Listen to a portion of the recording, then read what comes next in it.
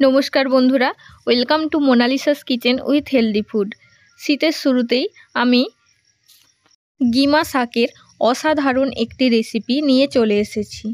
তো এই রেসিপি আমি কিভাবে বানাবো, ভিডিওটি প্রথম থেকে শেষ পর্যন্ত দেখতে থাকুন।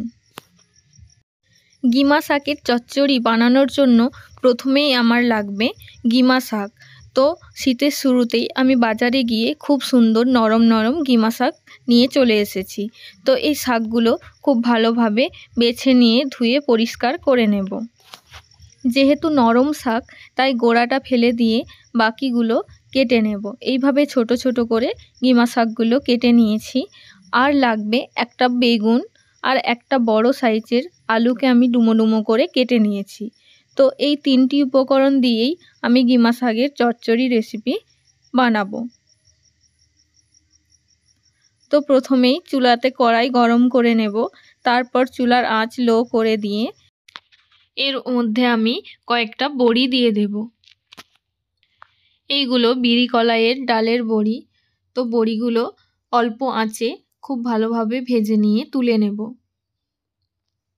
তারপর ওই এক্সট্রা তেলের মধ্যেই দিয়ে দেব একটা তেজপাতা আর একটা শুকনো লঙ্কা, আর দেব হাফ চামচ 5 ফোড়ন। তারপর এর মধ্যে কেটে রাখা আলুগুলো দিয়ে দেব।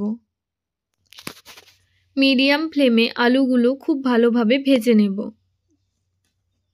এই সময় এর মধ্যে দিয়ে দেব পরিমাণ মতো লবণ। তারপর আলুগুলো প্রায় অর্ধেক সেদ্ধ হওয়া পর্যন্ত ভেজে নিতে হবে। 3 থেকে 4 মিনিট ভাজার পর এর মধ্যে দিয়ে দেব বেগুন। বেগুন দেওয়ার পরও বেগুনটা খুব ভালোভাবে ভেজে নেব। যে কোনো সবজি খুব ভালোভাবে ভাজা হলে তরকারির স্বাদটা অসাধারণ আসে। আলু আর বেগুন ভাজা হয়ে গেছে। এবার এর মধ্যে আমি একে একে দিয়ে দেব স্বাদ মতো লঙ্কার গুঁড়ো। আপনারা যে যেমন ঝাল খান সেই অনুযায়ী লঙ্কার গুঁড়োটা দেবেন। আমি অল্প একটু দিলাম। দিয়ে দেব হলুদ গুঁড়ো, অল্প একটু জিরে গুঁড়ো। তারপর সব গুঁড়ো মশলাগুলো লো ফ্লেমে 1 মিনিট ভেজে নেব। ভেজে নেওয়া হয়ে গেলে এর মধ্যে দিয়ে দেব পরিমাণ মতো জল।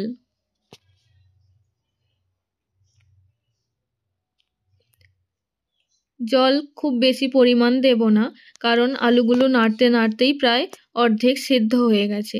তাই অল্প একটু জল দিয়ে জলটা ফুটে উঠলে এর মধ্যে ভেজে রাখা বড়িগুলো দিয়ে দেব।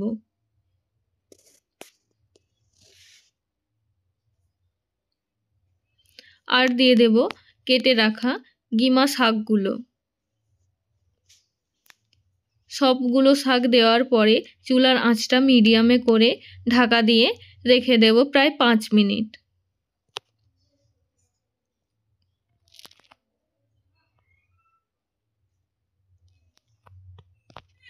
পাঁচ মিনিট হয়ে গেছে। এবার ঢাকাটা খুলে দেখে নেব তরকারিটা একদম রেডি হয়েছে কিনা। আশা করছি হয়ে গেছে। তো যে এক্সট্রা জলটুকু আছে এটাও আমরা শুকিয়ে নেব।